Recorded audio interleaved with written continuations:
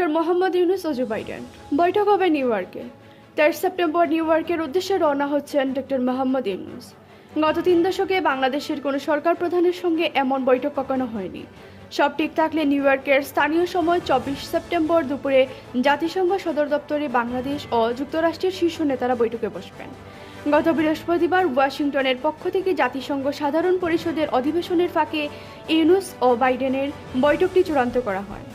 গত 8 আগস্ট অন্তর্বর্তী সরকারের দায়িত্ব নেওয়ার পর যুক্তরাষ্ট্রের উচ্চ পর্যায়ের প্রতিনিধি দল 15 সেপ্টেম্বর ঢাকা সফর করে গেছেন। 2 সপ্তাহের মাথায় প্রেসিডেন্ট জো বাইডেন বৈঠক করেছেন অন্তর্বর্তী সরকারের প্রধান উপদেষ্টা ডক্টর মোহাম্মদ ইউনূসের সাথে। রাজনৈতিক পট পরিবর্তনের পর বাংলাদেশের সামনের দিনে যুক্তরাষ্ট্র সব ধরনের সহায়তা করবে। নিউ ইয়র্কের আসন্ন বৈঠক সেই ইঙ্গিত দিচ্ছে। এছাড়াও বিশ্বব্যাংকের প্রেসিডেন্ট অজয় বাঙ্গা এবং আন্তর্জাতিক মুদ্রা তহবিলের ব্যবস্থাপনা পরিচালক ক্রিস্টালিনা জর্জিয়েভা বাংলাদেশের অন্তর্বর্তী সরকারের প্রধান উপদেষ্টা ডক্টর মোহাম্মদ ইউনূসের সাথে সাক্ষাৎকার করেন।